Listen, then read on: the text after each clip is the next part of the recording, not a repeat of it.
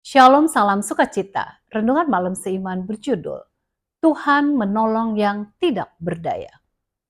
Dalam peperangan ini tidak usah kamu bertempur. Hai Yehuda dan Yerusalem, tinggallah berdiri di tempatmu. Dan lihatlah bagaimana Tuhan memberikan kemenangan kepadamu.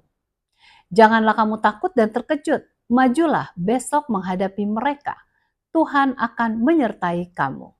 2 Tawarik 20 ayat 17. Betapa sering kita melihat bagaimana Tuhan bekerja pada saat kita menyadari bahwa kita sama sekali tidak berdaya untuk menolong diri kita sendiri. Ingat pengalaman Abraham yang beredar-edar di Kanaan? Orang yang bertanya kepadanya, "Siapa namamu?" Dia akan menjawab, "Bapa dari banyak orang." Orang akan bertanya, "Berapa anak-anakmu?" Tidak ada. Kemudian orang akan bertanya kepada Sarah, "Siapa namamu?" "Ibu dari segala bangsa." "Wah, kalau begitu Anda punya banyak anak. Berapa jumlah anakmu?" Sarah jawab, "Tidak ada." "Berapa umurmu?" 90 tahun. Ini adalah suatu keadaan yang sama sekali tidak berdaya lagi untuk mendapatkan seorang anak. Mereka tidak bisa menolong diri mereka sendiri. Namun mereka percaya akan janji Tuhan. Tuhan bekerja dalam keadaan yang sama sekali tidak memungkinkan.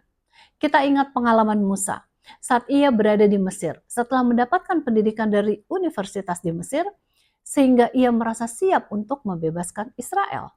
Bayangkan ia siap membunuh seorang Mesir. Namun Tuhan tidak melihat bahwa ia sudah siap untuk memimpin Bani Israel. Tuhan memanggil Musa setelah ia berumur 80 tahun dan selesai menjadi seorang gembala selama 40 tahun lamanya. Nah, pada waktu itu justru Musa merasa tidak siap. Ia coba menolak panggilan Tuhan karena merasa dirinya tidak sanggup. Namun dalam keadaan yang tidak berdaya itulah Tuhan mulai bekerja dan membuat Musa berhasil membawa orang Israel keluar dari Mesir. Kita perlu belajar dari Abraham dan Musa. Sampai kita merasa sudah tidak mungkin untuk mencari keselamatan dengan kuasa sendiri. Sadarlah akan keadaan kita yang tidak berdaya.